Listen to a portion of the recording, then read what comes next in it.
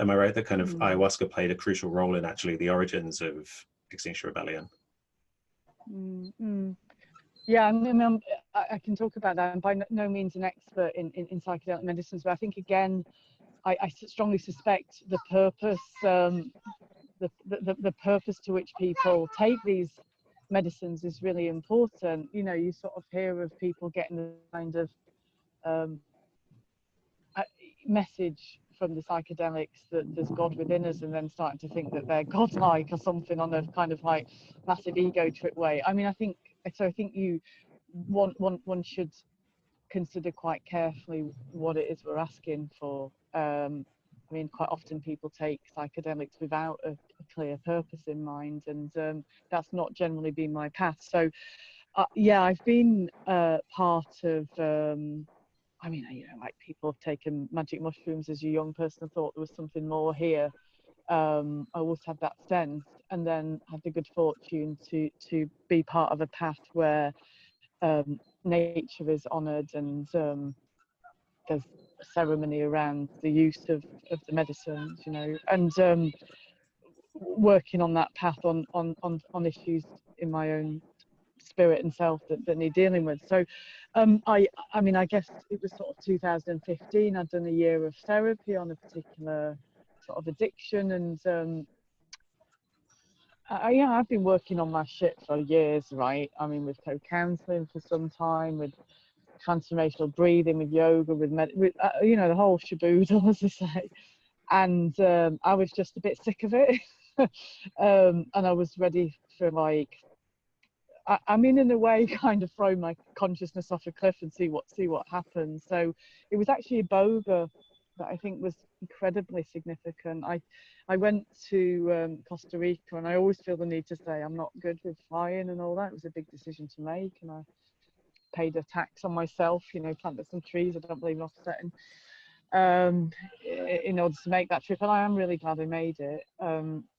So I went to a centre, New Life, Ayahuasca New Life Iboga, where I did the first week was Iboga, so I took the so-called taster session amount of Iboga, which was horrendous. I went into abject despair, and then the flood dose, which was the most terrifying thing I've ever done, but it was actually incredibly beautiful and healing.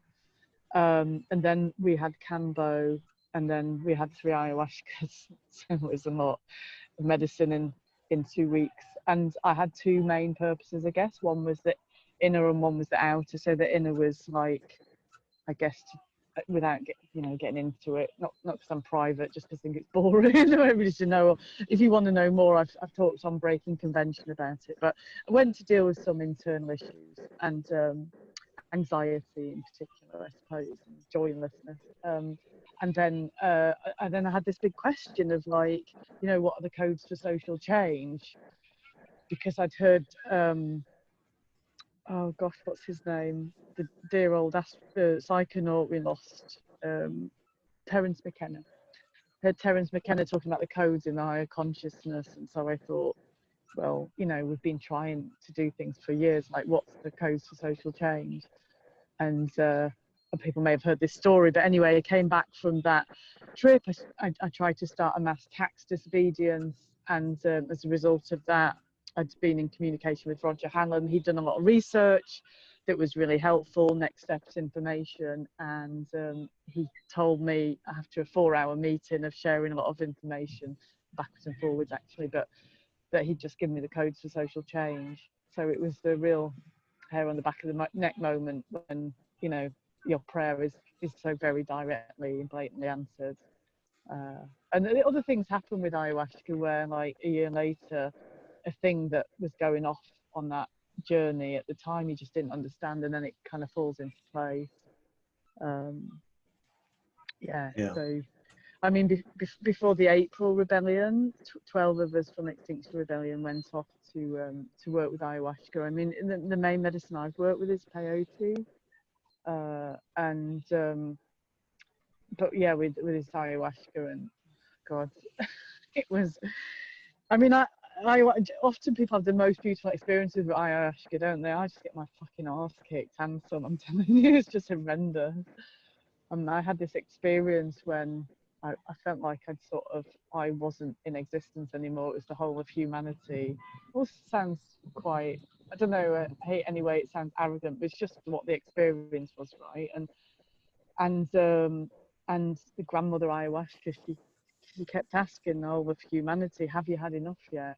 Have you had enough yet? And it was about the industrial society, and my body was just, I was throwing up, and I was, well, frankly, I wet myself, I was just all over the place, like, writhing.